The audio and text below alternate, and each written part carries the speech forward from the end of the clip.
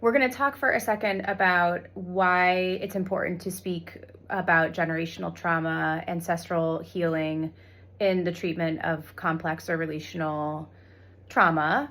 So in this previous post, I talked about the reality that there's a lot of folks who don't believe that complex trauma is an actual condition. And a lot of those folks believe that we, meaning the therapists who, kind of acknowledge that relational trauma is a real thing and treat it accordingly, that we are really kind of hell-bent and focused on parent shaming and undermining parental authority. And so I think it's important to speak about generational trauma and ancestral trauma, and I will tell you why.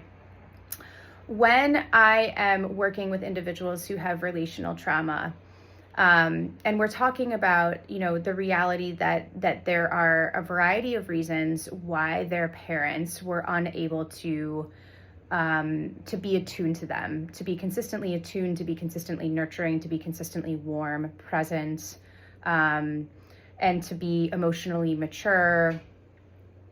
And we talk about the why, why, and that's a very important conversation. We don't immediately go to this place of like, your parents are bad people, they knew what they were doing and they did this on purpose. That is absolutely the opposite conversation that I'm having with folks. It is, let's get curious, okay? Like, let's get curious about the reality that your parents were not able to do this. Let's get curious about the why. And so in doing that, we have conversations about, okay, so where did your parents come from? And where did your parents' parents come from? And there's a lot of ways that we can explore these things. And so I always encourage folks to speak with living family members when it is safe. There are going to be some times and some scenarios where it's not safe to have these kind of conversations. And that's okay. We don't need to have interviews. We don't need to have those conversations in order to get the information that we're looking for. But I always encourage folks to kind of find out more about their family, find out more about where their parents come from. And they can do that in interviews with other family members. And they can do that by simply looking at pictures, looking at old pictures, and really noticing body posture, noticing facial expressions, noticing how people are standing, noticing how family members are looking at one another, looking at the backgrounds, looking at the clothes that they're wearing. We can really find out a lot of information by looking at old family photos. And the other thing that we can do is we can, if there's family journals, if there's documents, if there's any kind of records about when people came over to the United States, or about medical conditions, or about obituaries. Looking at obituaries is sometimes super, is really eye-opening. Trying to see if there's any newspaper articles in library archives, looking at graduation records. There's all kinds of different ways that we can find out information about where our parents come from and where their parents came from and where their parents' parents came from. We can go pretty far back. There are some people who've gone so far as to join something like Ancestry DNA, or one of these online programs where you can, connect to even relatives that we didn't even know about to find out more about our family history. And so, it's important to do this. In finding out this information, we're able to kind of identify patterns. We're able to identify if there were losses in families, finding out about a child dying, or about a child dying during childbirth, or about, losses of jobs. You can find out about financial issues if a family experienced bankruptcy. We find out about very difficult things sometimes, about, maybe incest that occurred in the family, sexual abuse, emotional abuse. We can learn about how women were treated. That's incredibly eye-opening. How men were treated. What were some of the religions and spiritual practices that our families really clung to? Were the civic groups people were involved in? Were they involved in groups like the Knights of Columbus? Were they involved in maybe some controversial groups, the Ku Klux Klan, some adjacent groups? There are a lot of things that we can learn in understanding more about where we come from, about our family history. We look at what's happening in history, when our parents are born or where they're being raised. We go as far back as we can. What was happening in the world? Were they experiencing racism? Were they experiencing poverty? Were they experiencing famine?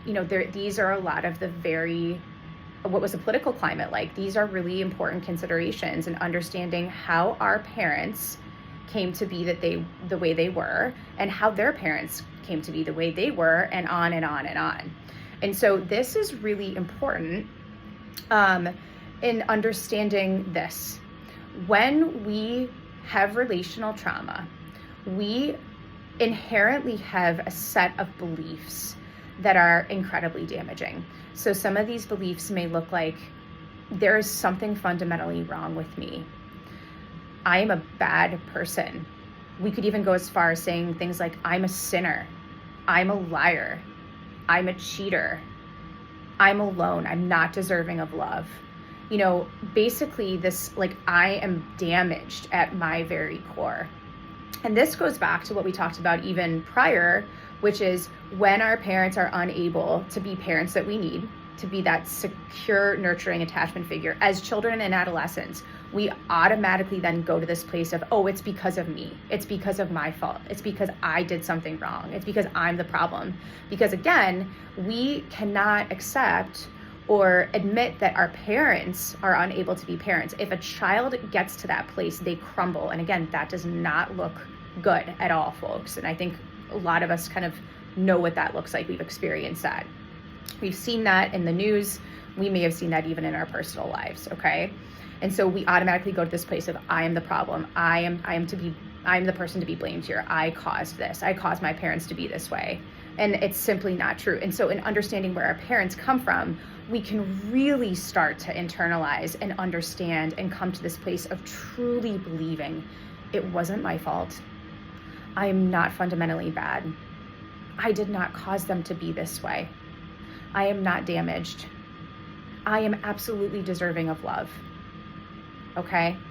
And so in understanding more about our parents' humanity, about where their woundedness comes from that prevented them from being the parent that we really, really needed, that really helps to catapult our healing process.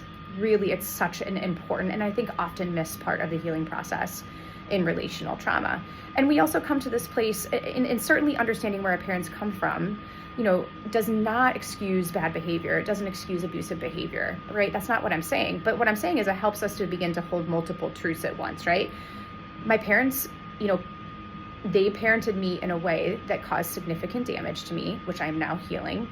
And I understand I didn't cause that. And I understand that they did that because of their own woundedness. And there's a reason why they are so wounded. And there's a reason why their parents were so wounded. And so that is such a critical part of the healing process, in my opinion. And I just want to say thank you again for coming on here and being willing to explore, being willing to expand, being willing to just open yourself to kind of understanding more deeply. There are some books and resources that I recommend here. I'm going to put those links in the comments section, but I'll just say their names here. So It Didn't Start With You is a book that I really, really strongly recommend by Mark Wolin. And I like this book specifically because there's a lot of really thought-provoking journal prompts. Love this book, and some really excellent real life examples. The other book that I'm going to recommend is, I have it right here on a note card, I'm looking at it, is Breaking the Cycle by Dr. Marielle Bouquet. This is an excellent book as well, and goes into kind of more the multicultural aspects, more the indigenous aspects of the generational healing, ancestral healing process. A website and just a resource I recommend is with Dr. Daniel Four, and it's the Ancestral Medicine website. I'm also going to include Thomas Hubel's website, which has a lot of free resources and links on this very topic as well. Again, thank you. So glad that you're with me on this journey. Have a wonderful day.